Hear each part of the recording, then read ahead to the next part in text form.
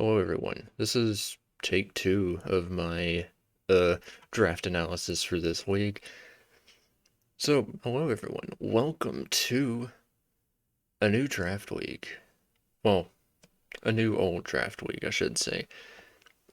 Last season in RPA, we came away with the championship of the Aracuda Division. This time we are not debuting really. We're returning for a new division of RPA, the RPA Milotic Division, which is a division dedicated to Pokemon Insurgence. So you may know Pokemon Insurgence is that one Pokemon ROM hack or fan game with all those Delta Pokemon in it. It also has like custom megas for Pokemon who didn't get a mega, like Flygon or Eevee, even.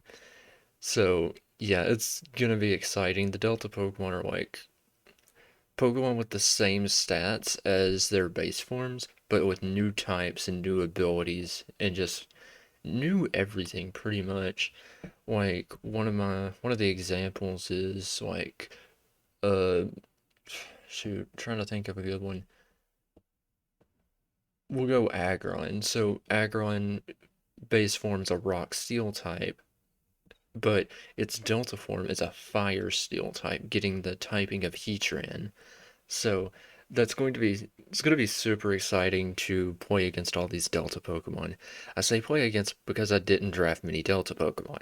Classic of me to go into a league with a gimmick and not even, partake in the gimmick. Or partake in it, but just very minimally. But I like operating in my comfort zone, and although this is a step outside my comfort zone, I still like to, maintain a bit of my comfort zone.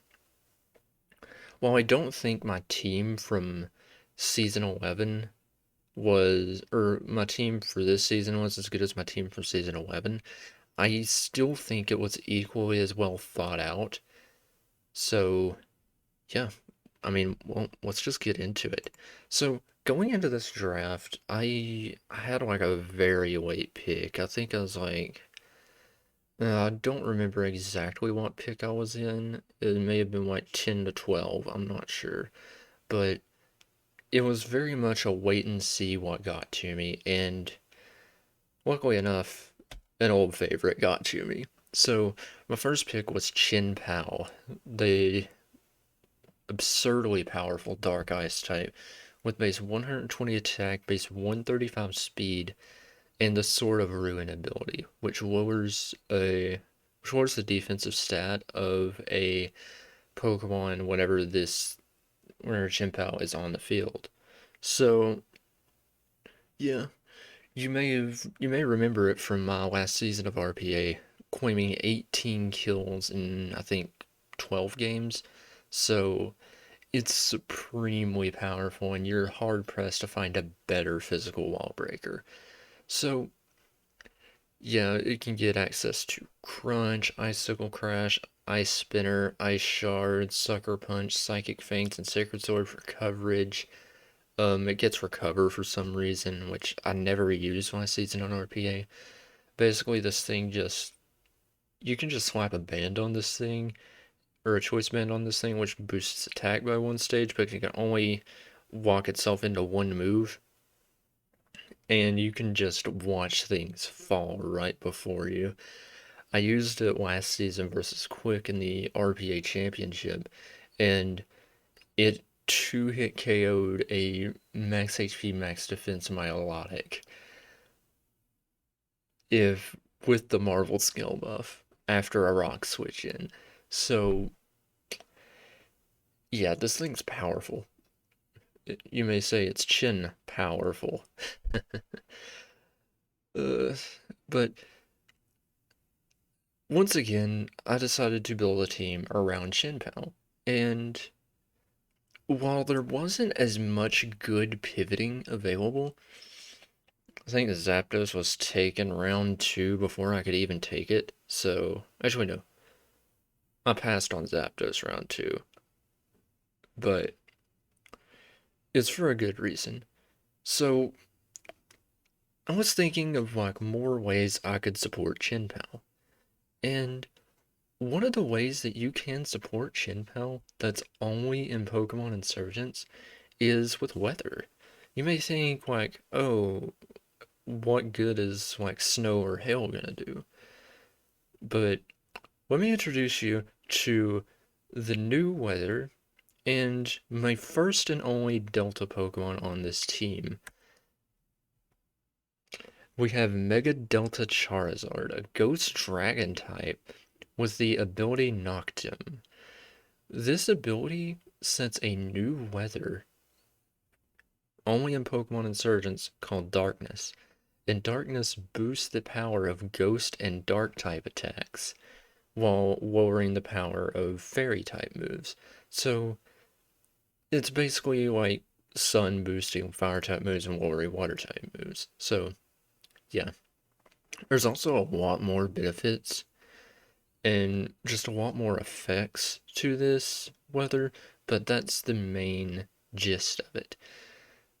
But on to Delta Charizard itself, it has pretty good stats, a base 100 speed cheer. It has the exact same stats as I think Mega Charizard Y. Base 159 special attack, which means its Shadow Balls off of Noctum are going to be hitting for a lot of damage. And it also gets Dragon moves. I think it gets Sludge Bomb, I think. And if it wants to run physical, it gets Shadow Sneak and a new attack called Dragon Jet, which is a Dragon type Aqua Jet, a 40 base power physical priority move. So yeah, that's gonna be super nice. Apparently, it can also run good support too. Forget what it gets. It's been a minute since I looked at it, but overall, I'm super excited to use Mega Delta Charizard, and it forms a nice like little offensive duo with CHIEN-PAO. And that's about where all the planning to this team went. And then it just went off the rails. So I was struggling for a while to figure out how to best support this duo, and I know I wanted to get a defensive core, but I just didn't really know how to. So, when in doubt, you gotta go with the Landorus Therian of this generation, so I got Great Tusk. So, Great Tusk is a ground fighting type with ability Photosynthesis. Granted, I don't think I'm going to be using it, but, well, using the Photosynthesis ability. I could do some fun booster energy shenanigans, but yeah. Alright, we're back. Sorry for the cut. But back to Great Tusk. There's a reason I was looking on Smogon for how to best support CHIEN-PAO, and a Pokemon I kept seeing come up time and time again was Great Tusk. And let me just say, this is probably one of the better. I wouldn't say one of the better picks because I'm still a bit doubtful on how helpful it'll be. Because I've tried out Iron Treads, which has more utility than it, and I hated it. Like, I absolutely hate Iron Treads. I, I don't see why people like it. It's awful. Granted, I know it can be good, but I just haven't been able to use it that well. But I'm hoping that Great Tusk is going to be a bit different. I mean, it's better than it in OU, so we'll see how that does. But Great Tusk provides for this team knockoff support, which can remove sashes and just general like items. It can remove heavy duty boots for reasons you'll see later. It can set stealth rocks. It can rapid spin away hazards for CHIEN-PAO. It can fire off pretty powerful attacks with that base 131 attack stat, and gets access to Headlong Rush, Earthquake, Body Press, Ice Spinner, a lot of attacks like that. Trying to think a bit more. It has a nice offensive and defensive utility, having a base 115 HP stat and a base 131 defense stat. Its special defense isn't as good, but we're going to pick up a Spadef Sponge later. Base 87 speed tier is solid. It's not the greatest, but it hits an important speed tier on this team, and yeah. So that's Great Tusk. It's pretty much, well, I mean, it is the Land OT of this generation. You could plug and play it on any team and it do good. So I hope it'll do good here. Next up was Tornadus Therian with the Regenerator ability. This is a bit of a guilty pleasure pick for me. I've never drafted Tornadus Therian before, but I'm honestly excited to do it now because I think it could fit in well on this team. Tornadus Therian provides a U-turn to get Delta Charizard and CHIEN-PAO in for free. Well, relatively free. It has a good base 121 speed tier, outpacing most of the game, so I'll have to make a prediction anyways. But aside from missing hurricanes, this thing can fire off powerful attacks such as, well, Hurricane, Heat Wave, I think it gets Grass Knot, Sludge Bomb, I think. It can get access to Defog and Knockoff, which are very important for this team. Defog to remove hazards for CHIEN-PAO, Knockoff to remove items for reasons we'll see actually with the next Pokemon. And it can get access to Nasty Plot for its own sweeping, and it's just generally a fun Pokemon to use on paper. I hope it'll be fun to use in actual play. But its Regenerator ability will heal it by a third of its max HP on switch out. So if it's down to like 40%, I can just U-turn out and then come back in at 70%. So that's going to be fun to kind of abuse. I don't have another Regenerator mine to pair up with this because someone took my Slowking Galar, but I digress. Next up, we have Ferrothorn. Ferrothorn, its main ability is Iron Barbs, but it also has Anticipation, but you're never going to use it. So, Ferrothorn has nice bulky stats and a more... it has a nice attack stat that I think more people don't appreciate. So, this is the main reason why I wanted to just emphasize knockoff. Also, Mega Delta Charizard can use knockoff too, so that's a fun little aside.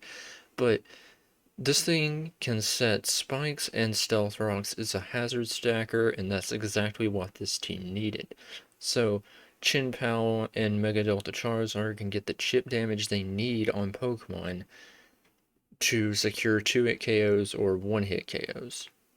So Ferrothorn is going to be important for that. Ferrothorn also gets knockoff, so you can see a bit of a knockoff spam going here. Ferrothorn gets Thunder Wave to slow things down for Tornadus, Great Tusk, Mega Delta Charizard, or even CHIEN-PAO. It gets access to Wheat Seed for passive chip on things, passive healing for it or other Pokemon, if I so choose. And I'm trying to think of the other utilities that I thought of. It's access to Toxic, of course. Same thing with Tornadus.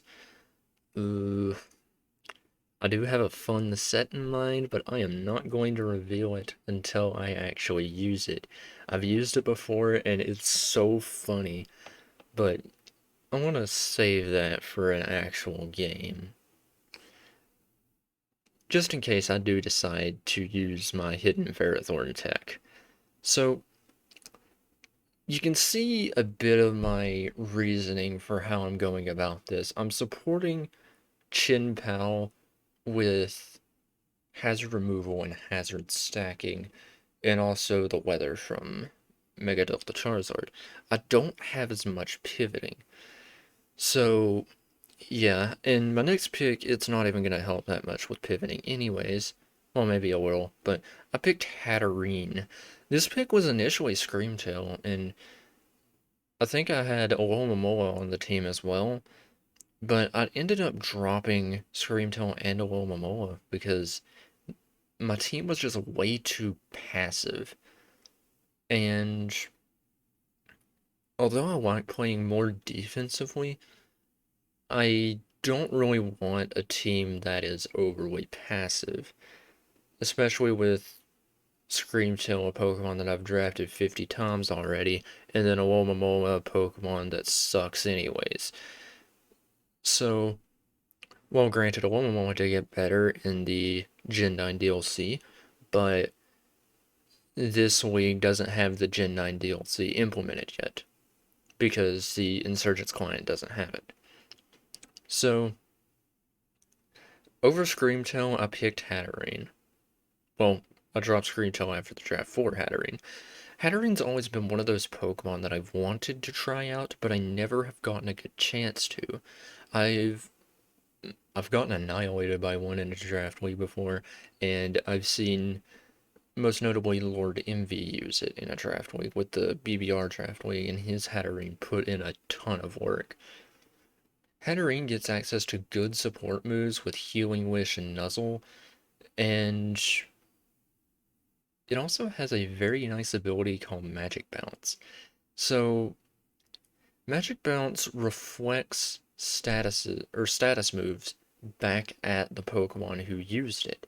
So, if my opponent has a Quagsire or something and they want to go for like Stealth Rock, I can send a Hatterene in, bounce the Stealth Rocks back to it, and they have Stealth Rocks set on their side of the field. Or if they want to taunt me with something like, I don't know, what's a good Pokemon with taunt? If they want to taunt me with something like Sarrow Edge, I don't know why they would go for taunt on a Sarrow Edge, versus a Hatterene, but I can bounce that taunt right back to him and taunt them instead. You get the picture. Hatterene also gets very good coverage moves. It gets Psychic Fairy coverage because it's its stabs. It gets Mystical Fire and Giga Drain too, for a bit of like funny stabs. So not stabs, just funny coverage. It's it's super good, and I'm impressed that I haven't tried this out sooner. So I'm excited to try this Pokemon out. Although I'm not drafting many Delta Pokemon, I'm drafting a ton of new Pokemon to me, and I'm excited for it. Now, with all this new Pokemon, I do have to return to an old favorite of mine, something that I've probably not drafted since Generation 7, and that is Vaporeon. So Vaporeon base 130 HP and base 95 special defense with Water Absorb. It is a beast of a water tank. It gets access to very good Cleric moves like Wish, Heal Bell, and shoot, what else? Gets access to Wish, Heal Bell, Flip Turn for pivoting into my more offensive Pokemon or defensive Pokemon if I want to. Gets access to Scald, good coverage with Shadow Ball, Signal Beam, and Ice Beam. And there's more that I'm forgetting, but that's the general gist of it. Vaporeon, it's super, super bulky and annoying, and you can see my completed defensive core. Granted, I'm not sure how well some of these Pokemon work with each other, but it's a defensive mesh that can kinda cover most anything except for powerful ghost type attacks. And that's going to be a bit problematic since I have a Pokemon that boosts ghost type attacks. So I'll probably just have to figure out a way around that. Granted, if it's a physical ghost attack, I'm sure Great Tusk can sponge. If it's a special, I'm going to have Vaporeon to sponge, and CHIEN-PAO can just come in to revenge it anyways. So it's not that I don't have it's not that I don't have any ways of dealing with powerful ghost attackers, but it's a definite weakness of this team. So that's the main core of the team, these 7. So now I just gotta draft the last 3, and then it's done. So my first pick for the last three was Toxtricity, Electric Poison type, base 75 speed tier, and base 114 special attack. Unfortunately, there are no Terra Captains in this week, so I can't make Toxtricity one of them, but it's still a powerful Pokemon with Punk Rock boosted Boom Burst, and it can have potential for Shift Gear sweeps or breaking with Choice Spec sets, and just generally just generally wall breaking. The interesting thing about Toxtricity is it's not forced to run physical or special solo. It can run just like it can run a physical set, it can run a special set, it can run Toxic Spikes if it wants to. It can it can do a pretty good amount of anything. A pretty good amount of anything. It can do a lot of stuff. So I don't really have much to say about Toxtricity. I had it in a previous draft league, which I didn't end up recording. I lost semifinals in that, but I had Toxtricity on my team with Terra, and I never brought it to a single game because I just didn't see a way I could bring it because the rest of my team was just so good. And to be honest, I'm not sure that I'll bring it here either. But who knows? Maybe the matchup will be right for it. And at this stage in the draft, I only had 2 points left for two Pokemon. So I had to scour the 1 point range for any value I could find. And I found Crocalor at one point. Crocalor is the middle evolution of Fuecoco and Skeledirge. So it has very, very nice bulk, very underrated bulk. Base 81 HP with 78 defense and 58 special defense. Boosted off of a Violite, and it has Unaware, so any setup moves can be ignored. So it's not the greatest thing in the world, but Crocalor is one of the better not fully evolved Pokemon, and it was definitely one of the best 1 point Pokemon available. I think the only thing that could really compare was like Quilladin, maybe Grotle if it was down there, and Lickitung. So that is it's highly fortunate that I managed to get it. I wish I had a better fire type, but with the team being the way it is, I don't think I could ask for much better. I just wish something got like one more pivoting move and yeah. But that's Crocalor in a nutshell. It gets does it get T-Wave? I think it gets Thunder. Wait, I can't even remember if they get Thunder Wave. God. I have not looked at Crocalor's moveset at all, but it's a decently bulky fire type, and while it may not show up to any games, it will.